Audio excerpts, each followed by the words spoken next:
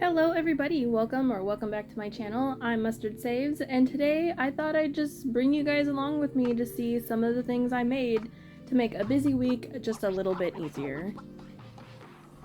To get started, I've been chopping up some vegetables to make the base for a big pot of red beans and rice. If you're like me and you don't mind eating the same thing multiple days in a row, this recipe really needs to be on your list because it makes a ton. This week ended up being super busy, and this pot made enough to feed both my partner and myself all week long.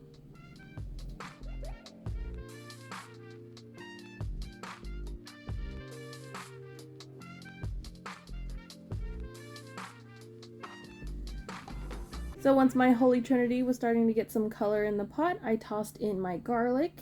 If you want to keep this vegetarian, you don't have to add any meat to this, but I had some chicken that I chopped into cubes and added some Cajun seasoning to in the freezer. So I popped it in the microwave to get it defrosted, and as you can see, I left it in there a little bit too long because the edges were starting to cook a bit, but it's gonna boil in the pot for a while, so it'll be fine. For my kidney beans, I had left them soaking in the fridge overnight, and then I just added enough water to come about an inch above them in the pot. For my seasonings, I didn't really have much to work with, so I just kept it super simple with some Italian seasoning as my herb component and a hefty shake of Cajun seasoning, and then 2 chicken bouillon cubes. I'd highly recommend crumbling the cubes before throwing them in because you can sometimes get salty chunks that don't dissolve properly, but since this was going to be boiling for so long, I had my fingers crossed that I could skip that step, and I think it turned out alright, but I've definitely experienced what I just described before, so don't do what I just did. I let this simmer on the stove for about 4 hours while I did other things around the house, and I dropped the proverbial YouTube ball, and I didn't really film any more of this food, but here's like a random picture I found on the internet of what red beans and rice can look like.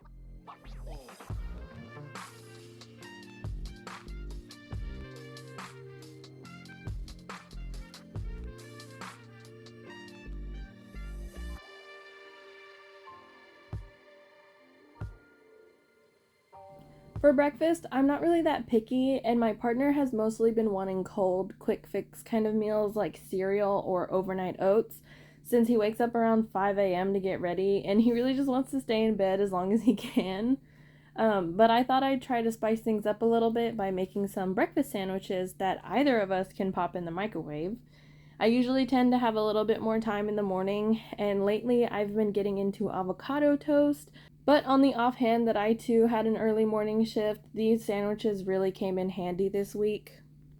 I got the idea after trying the Impossible Breakfast Sandwich from Starbucks and figured I could make them at home for cheaper, and sure enough, even if we include the cost of the vegan cheese, each sandwich still came out to less than half the price of theirs, and I was very pleased with the results. We just had to pop them in the microwave for 1 minute and they came out totally fine.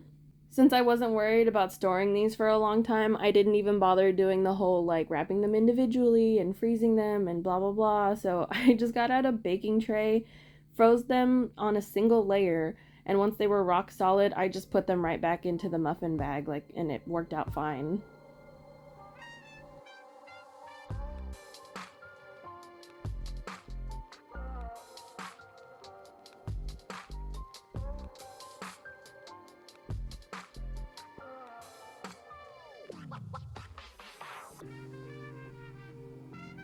At some point in the week, my mom brought home this piece of meat that she requested to have made, like a roast in the slow cooker, and who am I to deny my mother such an easy request?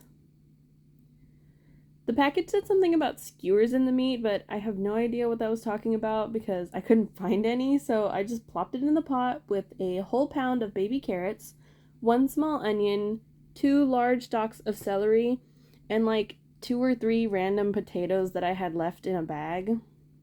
For seasoning, I was just going to add this random pack of gravy mix that's been haunting my pantry, but when I looked at it, I knew there was a lot going on, so I also decided to run a heavy pass of all-purpose seasoning salt over the top, and then about 2 cups of water to keep everything from burning and sticking to the bottom of the pot. I then proceeded to unexpectedly work a full 12-hour shift, and therefore I once again have no other footage of this roast. Here's a picture of some leftovers that we served over a baked potato on another day. And my mom did have some while I was at work, and she said that it came out exactly the way she wanted, so I'll take it as a win either way.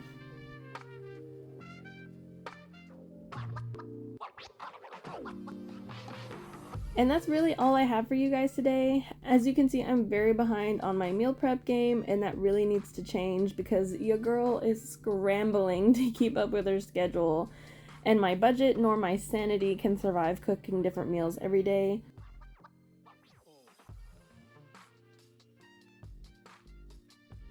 And yeah, that's about it, you guys. As always, if you have any questions, comments, or concerns, I'd love to hear from you in the comments. And if you want to see more money saving content, please subscribe to my channel, and I'll see you guys in the next one. Goodbye!